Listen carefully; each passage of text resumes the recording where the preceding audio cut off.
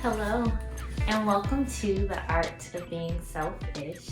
I'm Dr. Sims, a licensed psychologist, and on this channel, we'll discuss ways that you can take care of yourself or be selfish so that you feel nourished and filled enough to take care of others. Now, while we will be discussing topics related to mental health on this channel, this is not a substitute for therapy. So happy Black History Month, y'all. Welcome back to the first episode of February, the first episode of Self-Love Month, of Love Month, the first episode of February. I'm so happy that you're here.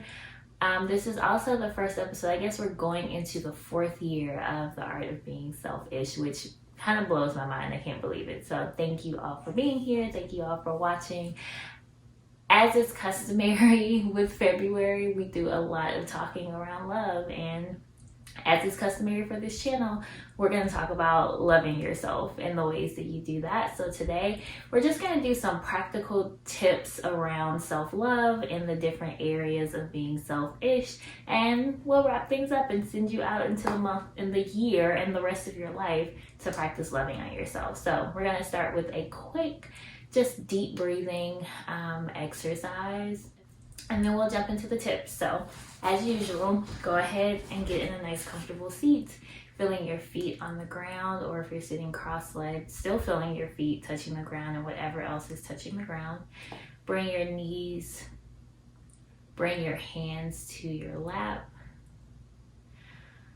Deep breath in and exhale it out. Just allowing yourself to settle into this place.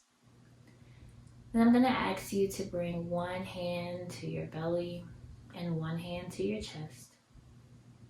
And on your next inhale, I want you to press that navel out towards your hand and keep inhaling. Lift your heart and your chest, and then exhale. Let it all go. Again, inhale into your belly, pressing your navel towards your hand. Keep inhaling, lift that chest, and exhale, release, and let it all go. Again, inhale, filling up that belly. Inhale into your chest, and exhale,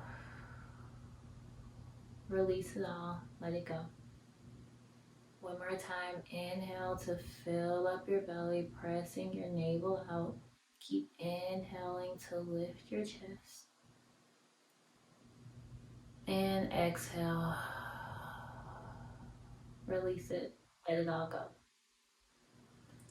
And allow your hands to return to your lap. Allow your breath to return to its normal rate. And just allow yourself to come back to this space. So we often hear people talk about self-love and love yourself and what that means. And I've even talked about it a few times on this show, actually. I've talked about what it means to love yourself and be a Black woman, what it means to love yourself in spite of society and the world telling you that you are worthless and you don't mean anything, or judging you because of your skin color.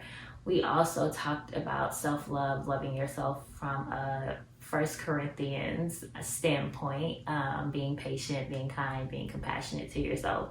And those things absolutely still stand. But this month, I just want to talk about some practical things. We're still kind of in the midst of this pandemic. We're still just figuring out what new normal is possibly going to look like. And so I just really want to give some practical things that you can walk away from after today to get you focused a little bit more on loving yourself.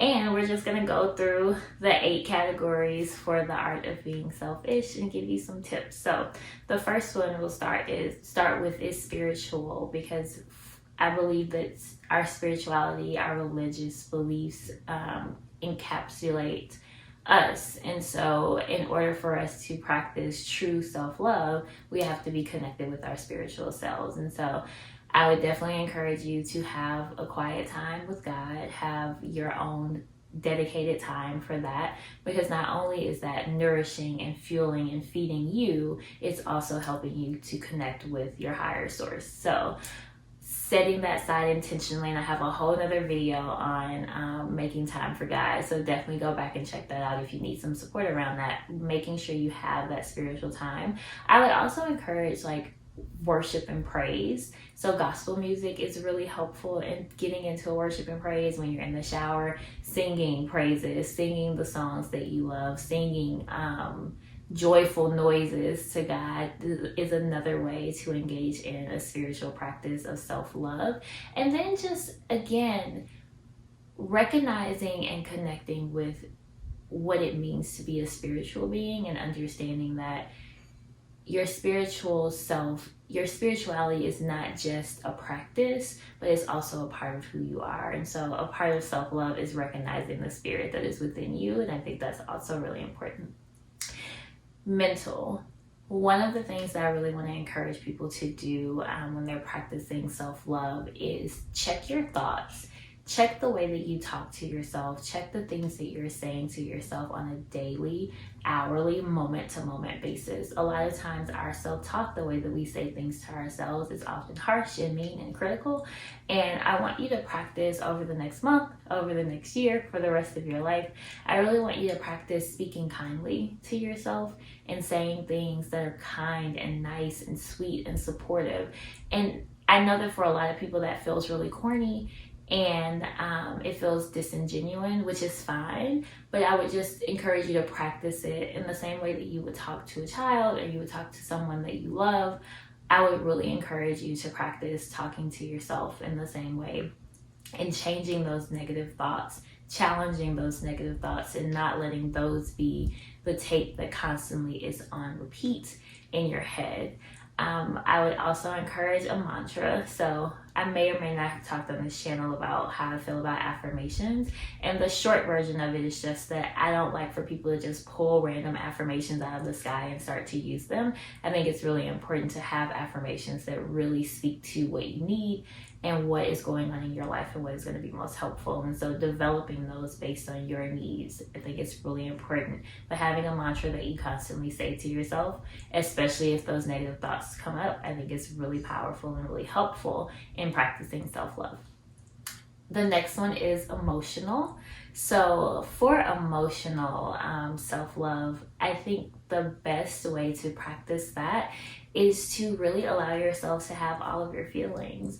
A lot of times we try to avoid the negative feelings, or we don't allow ourselves to experience positive feelings. So if you've been feeling down for a really long time and you get this glimmer of hope or this glimmer of happiness, it's as if you push those away because it's unfamiliar and it's uncomfortable. And I invite you in any situation to lean into whatever it is that you're feeling. My good sis, Brene Brown, says that if you mute the positive feelings, you'll also mute the negative feelings. Or if you mute the negative feelings, you also mute the positive feelings. And so you end up not being able to experience the full spectrum of your feelings. So allow yourself to be emotional. Allow yourself to have your feelings. Of course, have them in a way that does not harm other people. Have them in a way that is not intentionally manifesting itself in a way that could disconnect you from people. So you don't want to, like, if you're angry, no, let's not just go yelling up and down the street, cursing people out. That's not what I mean. What I mean is sit with your anger, really explore it, really figure out what's going on so that you can address it in a way that feels healthy and productive for you. Emotional self-love. There's also relational self-love. So I really, truly, genuinely believe in the power of a support system, the power of a tribe, the power of girlfriends, the power of having people in your life. And so I know that like this is all about self-love, but I think that a part of being human and a part of being selfish is connecting with other people, which is why it's one of the tenets of the wellness that I talk about, is that you you're designed to be in connection with people. So I would definitely encourage you, if you haven't talked to a person in a long time, reach out, call them, text them, get on social media, whatever that looks like for you. But really make sure that you're connecting with people, that you're bonding to the extent that you feel comfortable with, to the extent that you desire to. But do not isolate yourself from people in this practice of self-love, because being connected is also a part of loving on yourself. So there's also physical health, physical well-being. And the one that I really want to focus on is what you're putting in your body and what you're putting on your body. So I did a live earlier this week and they asked about self-love, and I was like, oh, this is really important, is that we talk a lot about exercising and we even talk about eating healthy, which is also really great. I just want you to be mindful of what you're putting in your body, like, and not in the sense of tracking calories or necessarily tracking what you're putting in your body, but just thinking about, are you putting things in your body that make you feel good? Are you putting things in your body that make your body feel good? So sometimes like ice cream feels really good for us to eat, but a lot of people are lactose intolerant and it probably doesn't make your body feel good. And so can you think about ways that you can get ice cream that will not also make your body not feel good? Or maybe think about a different kind of dessert that you want rather than something that doesn't make your body feel good. So that is the one thing. It's literally, how does the food that you're putting in your body make your body feel? If it upsets your stomach or if it makes you start having like cramps or pains, that's probably not the best food that you want to put in your body, even if it's healthy or even if is one of your favorite foods. You may want to reassess and decide on something different. The other thing I would say is, what are you putting on your body? Like, we're in a time where we're being introduced to all of these organic products and things that are just made from ingredients from the earth that are natural. And so I would really encourage you, even though I know that Jergens smells so good and it is like our favorite, I would really encourage you to consider what some of these other options are in terms of the things that you're putting on your body, to see if that makes your body also feel good, not only on the inside, but on the outside as well. And then there is sexual well-being, being selfish sexually. And so I want to encourage everyone to, if you're sexually active, to make sure that you also have an orgasm. A lot of times, especially as women, that's not our focus for some reason. I mean, I've talked about an episode way back when we first started around having orgasms. And so definitely go back and check that out if you need to. But I think that there is still this idea that we're not supposed to want that. We're not supposed to desire that. And I would encourage you to challenge those thoughts and make sure that you're also experiencing pleasure, that you're also experiencing orgasms and you're experiencing climaxes, right? Like, sex is supposed to be enjoyable for you too if you are having sex. Otherwise, like, what is the point? Unless you're just trying to have a baby, which is fine. But even in that experience, having orgasms helps with that. So really just be thinking about, if that is something that you're engaged in right now, making sure that you're being selfish and you're getting yours too, which is super important. If you're not sexually active, what I would also encourage, like, I really want to do an episode soon around celibacy. And what I want people to be considering during celibacy is really just focusing on the why. Going back and really thinking about what it is that drives that decision to abstain, what it is that keeps you grounded in that. Because the further and the deeper rooted you are in why you are making that decision, the more encouraged you can be in this process. Like, let's just be real. We live in a society that is all about sex and that is all about want and going out and just doing what it is that you do. But if you want to abstain and you want to practice celibacy, it's really important to know your why so that you can stay grounded in that. So stay tuned for an episode about that, but that's just a little bit of self-love for you sexually if you're also celibate. There is being selfish professionally. And what I would encourage you all to do in terms of that is set boundaries around your schedule.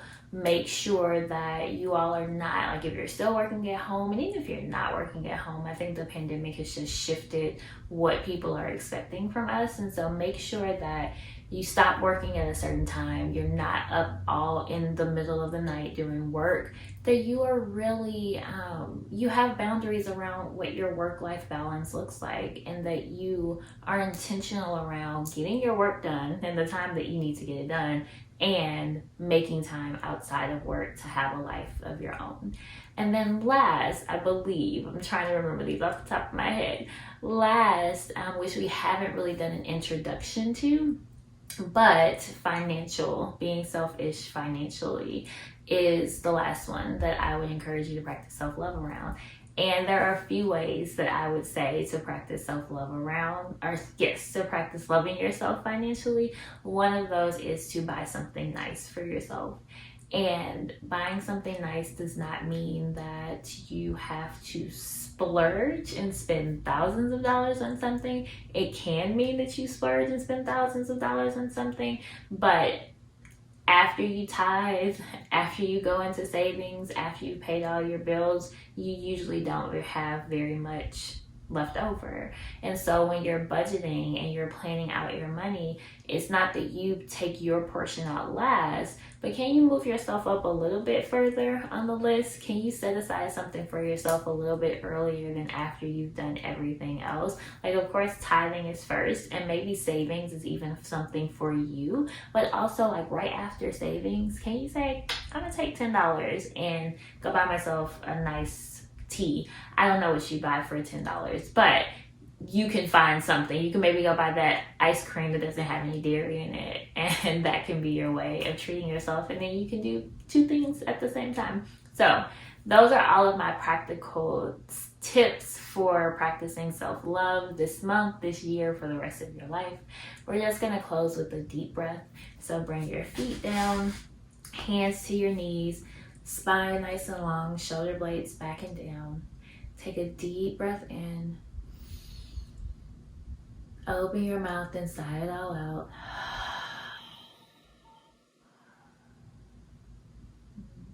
And open your eyes. So your action steps are just to pick one thing from each of those areas to start working on and incorporating into your lifestyle. And of course, all this month, we're going to be talking about love in some kind of way. So I look forward to seeing you all next Selfish Saturday. Bye.